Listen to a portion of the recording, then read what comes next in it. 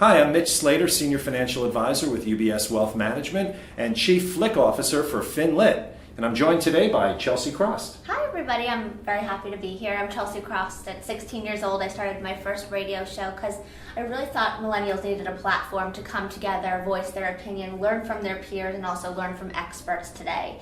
And I'm now 22 years old and host and producer of the Chelsea Cross television show, as well as the millennial spokesperson for You by Kotex, and very happy to be here. Terrific. All right, so the 800-pound gorilla when it comes to millennials and money is debt, all right, and student debt. And now the government's talking about doubling the cost of student debt. How are kids handling that today?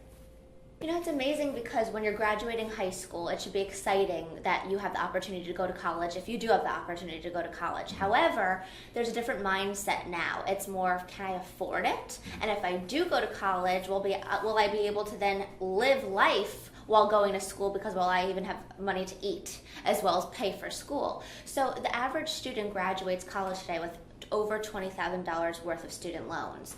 And what a lot of students don't know or don't take advantage of learning about is how they could avoid that student loan debt.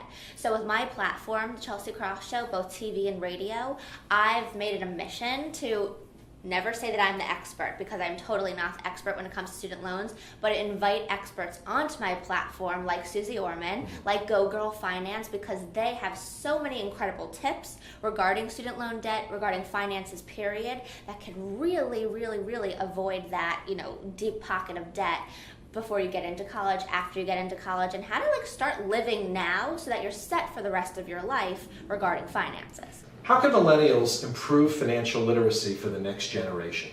It freaked me out when I read an article that said the millennial generation might be the first generation that doesn't exceed their parents' income, meaning that we won't ever make as much money as our parents. And I said to myself, oh wow, what a horrible what a horrible statistic. That's really not inspiring at all. However, I think it really depends on how the millennials choose to save their money and spend their money, because we could defeat that stereotype regarding the millennials right now. And I think the more we educate ourselves on how to save now, instead of saying, oh, I'm young, I don't have to worry about it for a few more years, then that's the way that we're going to avoid that statistic. So Chelsea, who taught you about money? How did I learn about money? Honestly, when I was in middle school and when I was in high school, every time I walked into the math classroom, I would cringe because numbers are not my thing. And I always knew that numbers weren't my thing, so I excelled in the English and the reading and any project that didn't have to do with math. So all of my money education really came from sitting down with my parents. And it was because I had to learn young. I had to learn young. At 16 years old, I was creating a productions company, an LLC, and I needed to educate myself on what that really meant. And I don't think a lot of us take the time to ask questions when we're that young, especially if we don't need to worry about it. And the reality is that we all need to worry about it, because it's very evident today that there is so much debt in the world, especially regarding the millennials. So whether you have the opportunity to sit down with your parents and ask them questions, sit down with your aunts and uncles, your grandparents, or seek out the great opportunities like Flynn TV, like Go Girl Finance, like the Susie Orman Show. There's so many great resources available to us today to learn more about finances. And That's what I do. No, that's great. And that's, you talk about how your parents really helped you. That's really critical, because for many people, they don't get that education. And one of the things I've always talked about is how important it is for parents to actually pay their bills in front of their kids. And especially in 2008, when we're in the recession, one of the things I did as a parent of teens at the time was to just let them know what was going on, what had to be cut out. Right. Did your parents do anything like that? Did they kind of give you a sense of what some of the upcoming bills were that you're going to have to pay? When I moved to New York at 17 years old, I first got an apartment, and also my parents took me into Chase Bank, and they said, we're going to do this together. Great. We're not just going to set up the bank account. We're not going to just give you the debit card. We're going to explain to you what it is to create your own bank account, understand the balancing. You don't really balance a checkbook today. Everything's electronic. Right. So I was actually having this conversation with my grandma over brunch yesterday, and she was like, it's very important as a woman to always know how to balance your checkbook. And I laughed out loud, because it was just so it was such a generational difference Yes. because, we could do it on our app, Right. on the phone, on the Chase app or whatever bank that you have. So, with the times, it's making it so much easier for us who aren't good at numbers to have help. And my parents always did the right thing with exposing it to me at a young age so that I always knew what needed to happen. But until I said to myself, okay, I want to take ownership of my own life, of the money that I'm making, that's when I literally said to myself, I need to understand what finances really means, because it's not something that you learn in school in a textbook. Right, and that's a problem, that it's not taught in schools. How about in college? Were there any classes? Anything? I mean, I went to school. I went to a public school in South Florida, and we learned. I had economics and I had government, but we never even learned how to write a check. Yeah. I mean, we never learned how to do the small things that people in their 20s don't know how to do, which is a little scary. So when I went into college and I was a communications major at a liberal arts school, no way we weren't talking finances. And even for my boyfriend, for instance, who's a marketing finance major, said that he didn't get the foundation of how to save or finance your money appropriately to live life. So I think it's definitely lacking in curriculum today. You've obviously been successful. You started very young. You wrote a book. You have a successful TV show, radio show. You're working for a number of really exciting companies like Kotex and Intel, doing some really cool things. So you've had some experience with money, obviously. Now, what are some of your friends saying that are in their early 20s and suddenly maybe getting their first job? Are they Right. coming to you and saying, "My God, Chelsea, what do I do? I don't. What's a credit score?" Right, For right. example. What's so interesting? I had a radio show 3 months ago, and Susie Orman was on the show. I adore her. I think she's hilarious, and when she talks about money at the same time, it's like a hard thing to be funny and talk about money and really learn something at the same time. So I had more people than ever calling after that Susie Orman show than I even did when I had a A-lister celebrity on the show. Right. And you know why? Because people really were startled by her information in the best way possible. She was talking about Roth RIAs and 401ks and how if you save X amount of money right away, that by the time you're whatever years old, you're a millionaire. Right. I mean, and it was very startling to hear the word millionaire at a pretty young age. Yeah, at 25 years old, you put, I think it's $5,000 away until you're 65 years old. And At you're a millionaire. 7%, you're a millionaire, which is not so easy. That's the one part Susie doesn't quite say. 7% is not that easy, especially in an environment where interest rates are zero.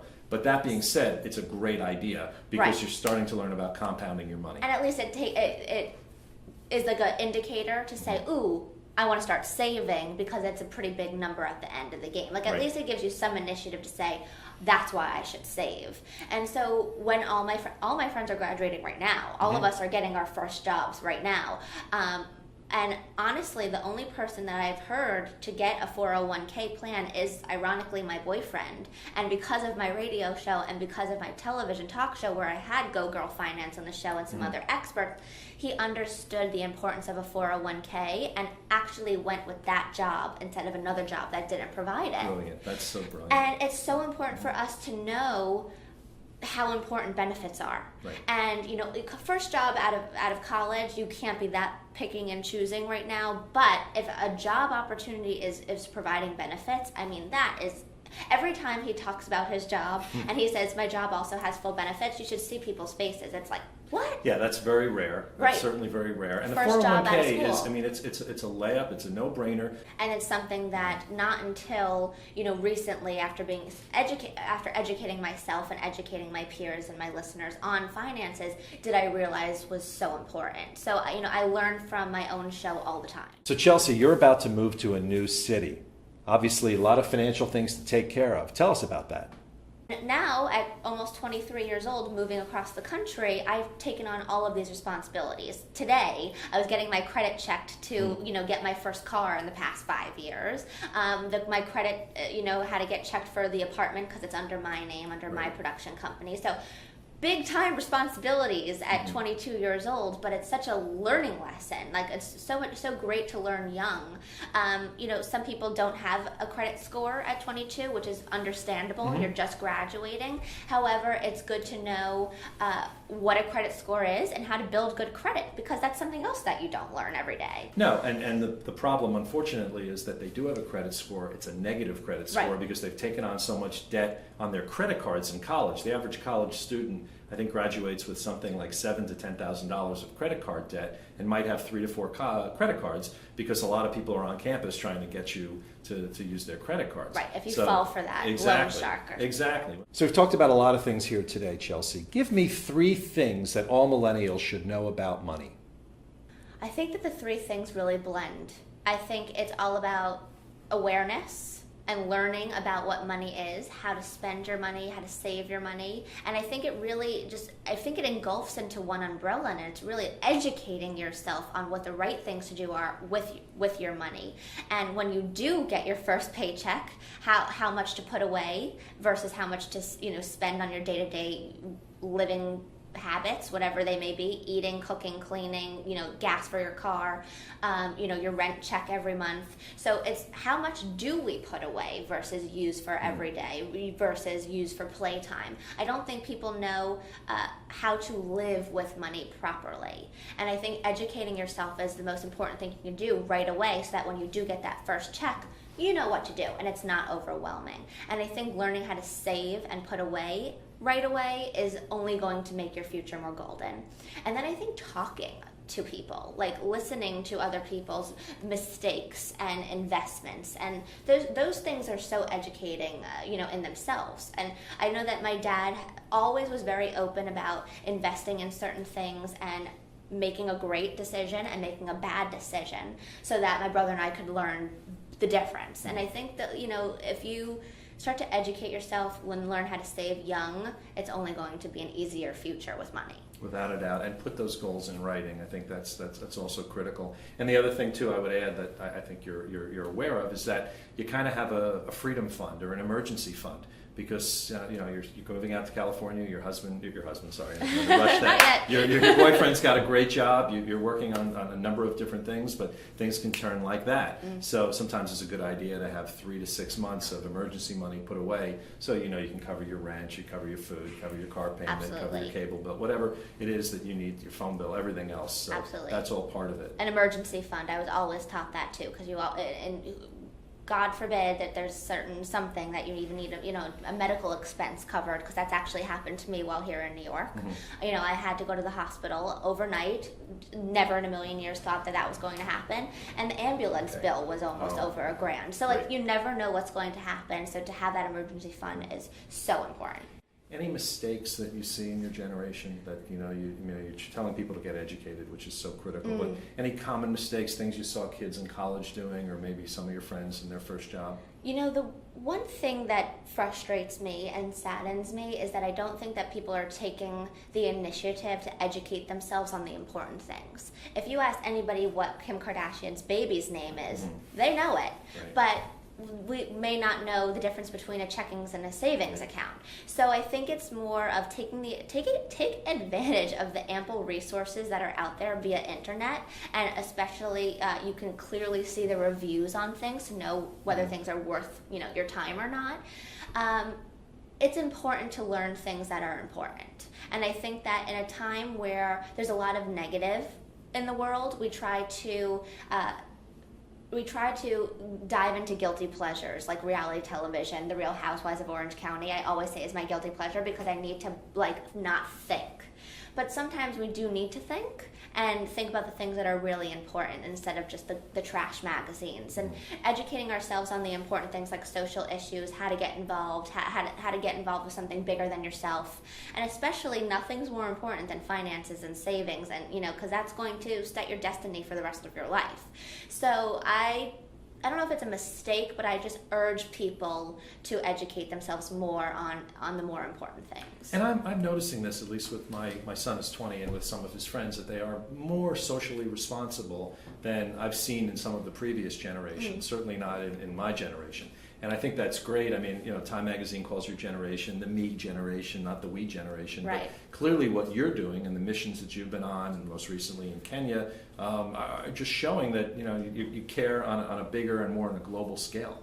Yeah, and that exact stereotype from the Time Magazine, because of course I got it right Mm-hmm. away and Yeah. read it like word for word. Right. I said, okay, I think that people fall into, different pockets within every generation. Every generation has the me people. Every generation has the we people. But I think what people tend to neglect regarding the millennial generation is that we are the most accepting generation ever. We are the most liberal generation ever. We are the most philanthropic generation ever. And I think the more that we highlight those people, the more the cultural shift will change. And that's the frustration that I have with the media and with the times today, is that we tend to harp on the negative when I think we should highlight the positive, because then people will look up to them instead of the not so great people. Mm-hmm. You know what I mean? Mm-hmm. So I think, focusing on the positive, focusing on the things that need to be expressed and shared